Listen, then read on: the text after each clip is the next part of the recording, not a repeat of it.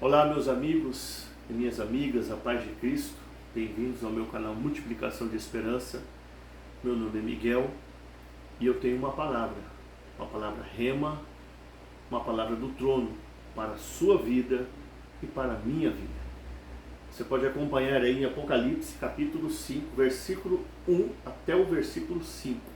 Leia aí no seu lar e você vai ter o entendimento daquilo que eu vou ministrar nesse momento. Vamos a uma pequena introdução. Preste muita atenção que toda a história começa com Deus, está no controle de Deus e terminará segundo a vontade de Deus. Não são os poderosos desse mundo, não são os historiadores desse mundo, não são os intelectuais desse mundo, não são os eruditos deste mundo, também não é a ideologia, também não é a política, também não é a economia que vai determinar os rumos da história da humanidade. E sim, o Cristo. Cristo tem em suas mãos as rédeas da humanidade. Ele tem o controle. A história, ela tem um sentido. A nossa vida não está solta ao léu. Não caminhamos para um abismo. Não caminhamos para um caos. Não caminhamos para um fim trágico. O mal não vai prevalecer. Sabe por quê? Deus está no trono. Sabe o que significa trono? Autoridade, poder, soberania, majestade. Deus está no trono e Ele reina e Ele tem um livro nas suas mãos. Se você ler aí Apocalipse 5, do versículo 1 ao 5, você vai constatar isso que eu estou aqui narrando. Ele tem um livro com 7 selos. Este livro é um livro que narra a história da humanidade. E é Ele que tem o controle disso tudo. E nós podemos entender que João foi arrebatado em espírito ao terceiro céu para ter as visões concernentes à igreja e concernentes ao futuro da humanidade. E se você for em Apocalipse capítulo 4, versículo 1, você vai perceber que Deus diz para João: sobe aqui e mostrar-te-ei as coisas que hão de acontecer. Ou seja, Deus revela para João que ele vai lhe mostrar o futuro. E agora nós nos deparamos em um texto aqui em Apocalipse capítulo 5, no versículo 3, que chega um momento de Deus mostrar o futuro para João. Ele vê os seres celestiais, ele ouve uma voz dizendo: olha, ninguém no céu, nem na terra, nem debaixo da terra é capaz de desatar os 7 selos. Ou seja, não tem ninguém qualificado, não tem ninguém capaz, não tem ninguém soberano que possa tomar as rédeas da humanidade e ter o controle da humanidade. Agora imagine só, eu vou conjecturar. Eu acredito que nesse momento João, ele está em conflito no céu. João está num dilema, porque ele não é cidadão dos céus. Ele é um cidadão da terra que foi arrebatado para ter uma visão nos céus. Cidadão dos céus são aqueles que estão lá, os anjos, os querubins, os serafins, os 24 anciãos, os 4 animais com olhos por dentro e por fora. Agora ele é apenas um visitante dos céus. Então eu acredito que houve um conflito em João. Houve ali um dilema. E ele gostaria então de ver esse futuro. Mas nesse momento tudo se trava. Nesse momento nada se encaixa. Nesse momento ele vê um problema insolucionável.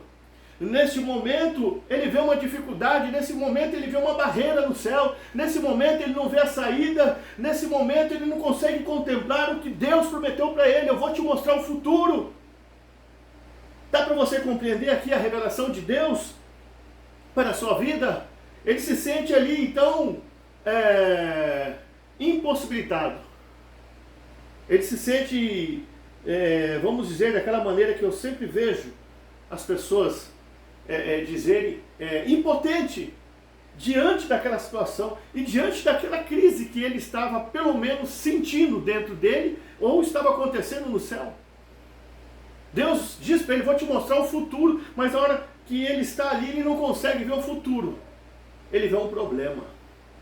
A crise que João teve é a mesma crise que nós temos muitas das vezes todos os dias. Estamos aqui na terra, recebemos promessas de Jesus gloriosas sobre o nosso futuro, sobre o que vai acontecer adiante, sobre as promessas, sobre um avivamento ministerial, sobre a nossa família reunida servindo a Deus dentro da congregação. Recebemos promessas gloriosas de um futuro próximo. Mas o que acontece logo após, algum tempo depois, é que nós vemos, parece que só problemas, só dificuldades, só tudo dando para trás, só tudo dando errado. Oramos a Deus e parece que não obtemos a resposta, clamamos pela vitória, a vitória não vem. Vemos os nossos entes queridos cada vez mais se distanciando do plano propósito de Deus. Vemos as coisas não acontecendo. Vemos dificuldades, lutas, tormentas, tornados. Temos decepções, angústias, frustrações. Não conseguimos então contemplar esse futuro glorioso que o Senhor disse que nos mostraria que nós viveríamos. Eu creio que João lá no céu, sendo um visitante do céu, ele teve um conflito, porque a Bíblia relata que ele começa a chorar.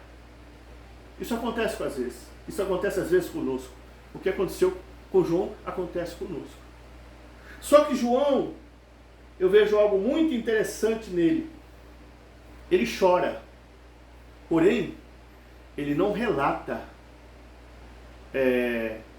para os seres celestiais as suas frustrações, as suas dores e os seus medos. Não está relatado que João chora e diz, e agora, seres celestiais?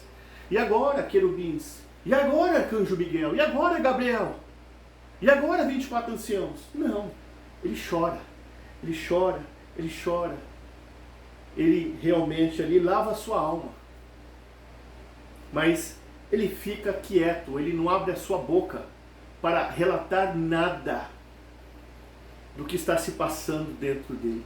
Nos dias de hoje, muitas das vezes, a crise que João passou é a crise que nós vivemos. Nós choramos muito por não entendermos o futuro, não conhecermos o futuro, por não vermos chegar esse futuro de promessas gloriosas. Mas além de chorar, nós falamos muito. Falamos nas redes sociais da nossa vida, no nosso esgotamento espiritual. Falamos no Facebook, falamos no YouTube, das nossas dores, das nossas decepções, da nossa falta de compreensão. E João, ele não fez isso, ele somente chorou. Mas ele não desabafou. E muitas das vezes nós choramos muito como João.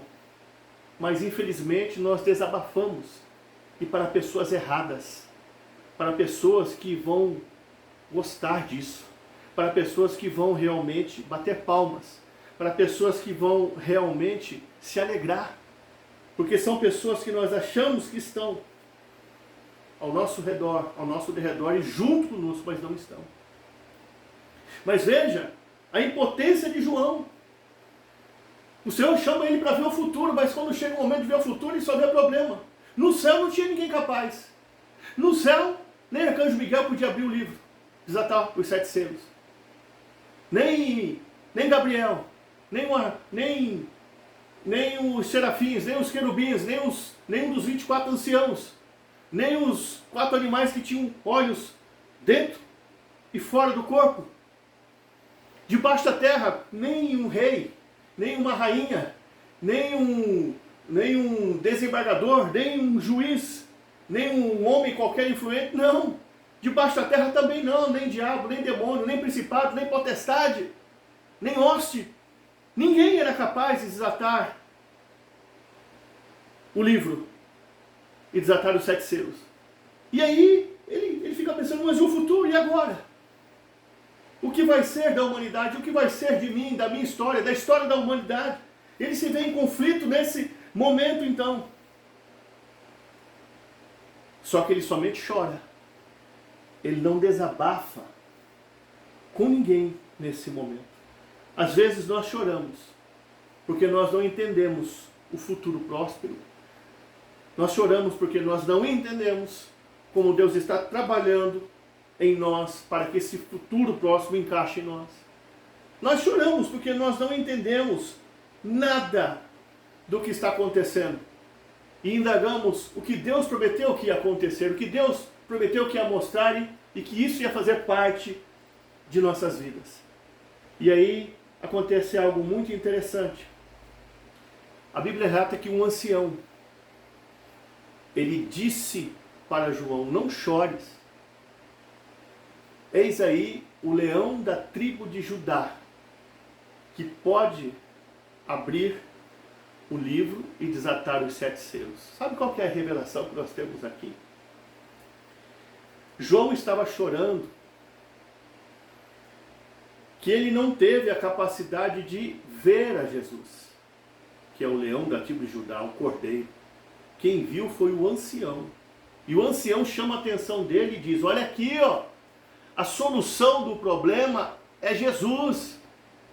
Jesus vai ser aquele que tem nas suas mãos as rédeas da humanidade. O livro da história da humanidade, João, está aqui, ó, nas mãos do cordeiro. Mas João não consegue ver o cordeiro. Quem vê o cordeiro é o ancião. Sabe por quê? O choro. As nossas emoções nos impedem de ver Jesus agindo na nossa história. O nosso choro, o nosso lamento, as nossas emoções, os nossos sentimentos, nos impedem de ver Jesus agindo na nossa vida. Nos impedem de ver Jesus agindo de uma forma sobrenatural nos nossos problemas, dificuldades, lutas, pelejas. Quem viu o Cordeiro, quem viu a Jesus foi o ancião e não João. Então Deus manda te dizer, meu filho, minha filha, pare de chorar. Pare de andar pelos seus sentimentos, emoções. Pare de olhar para o problema. Pare de olhar para a dificuldade. Pare de olhar para a crise. Pare de olhar para a tormenta. Pare de olhar para este vento. Olhe para mim. Hebreus 12, 2. Olhando sempre para Jesus, o autor, o consumador da fé. Olhe para Jesus. E outra coisa que eu aprendo aqui, tem uma outra revelação. Quem viu o Cordeiro primeiro foi o ancião e não João, porque João estava tomado pelas emoções e sentimentos, ele não conseguiu ver o Cordeiro, que resolveria o problema. Muitas das vezes Deus coloca pessoas espirituais na nossa vida, do nosso lado, e nós rejeitamos a isso. Lembra de 2 Reis capítulo 6? Geazi sai de manhã cedo, quem sabe para fazer um café, e vê nos montes carros e cavaleiros, o rei da Síria com um grande exército, entra correndo e diz, ai meu senhor, o que faremos? Carros e cavaleiros. Geazi, calmo e tranquilo, Eliseu, calmo e tranquilo, sai para fora e olha acima dos montes, carros e cavalos de fogo e anjos. E ele diz, então, para o seu aprendiz, não temas, mais são aqueles que estão conosco do que aqueles que estão com eles. Então eu aprendo aqui que muitas das vezes nós temos que entender que Deus coloca pessoas mais espirituais, mais maduras do nosso lado, ao nosso redor, ao nosso derredor, para nos ajudar aqui na terra a vencer certas pelejas e certas batalhas, porque nós não temos essa capacidade. Tem pessoas que avançaram mais na fé, tem pessoas que têm um nível de espiritualidade maior, tem pessoas maduras, tem pessoas que cresceram, que estão em outro patamar, que podem nos ajudar. Você tem aceitado essas pessoas que Deus tem colocado na sua vida, pessoas espirituais, com bagagem? Você tem aceitado os anciãos? Pessoas que realmente conseguem enxergar além daquilo que nós estamos enxergando, porque lá no céu o ancião enxergou além daquilo que João estava enxergando. Por quê? Porque o ancião é um cidadão do céu. E João é um visitante no céu. Então ele pode ver muito mais e enxergar muito mais. Aqui na terra nós temos uma certa espiritualidade. Mas tem pessoas que andaram muito mais tempo na terra, já com o Senhor e pregando o Evangelho, que podem enxergar mais além daquilo que nós estamos enxergando. E às vezes nós não conseguimos compreender isso. Foi o ancião que mostrou o leão da tribo do Judá, o cordeiro, e não João que o viu. Mas eu espero que essa mensagem ela venha tocar o teu coração, ela venha tocar a sua mente, ela venha fazer com que você reflita. O apóstolo Paulo disse em 2 Coríntios 5:7, andamos por fé e não por vista. Sabe qual que era o segredo do apóstolo Paulo, já para terminar, o tempo já está indo aqui? Ele andava por fé e não por vista, ou seja, quando ele começava a ver um turbilhão de problemas, luta, dificuldade, adversidade vindo, ele deslocava o seu olhar e focava no que? No invisível. Pela fé, ele via o futuro glorioso que Deus tinha para ele, vitórias que viriam ainda para ele. Ele via o que então? Algo da parte de Deus que iria ainda o alegrar. Pela fé, ele deslocava o seu olhar de andar por vista e andava por fé. Desloque o seu olhar, é o que Deus está falando. E você vai enxergar esse futuro e vai viver esse futuro. O que foi prometido para João, Deus cumpriu. Apareceu o cordeiro no momento certo e abriu, está ali para abrir o livro. O Senhor está aí na sua frente agora. Basta você ver, ouvir quem é espiritual está do seu lado, para você deslocar o seu olhar para Ele e o enxergar. Fique com essa mensagem no seu coração.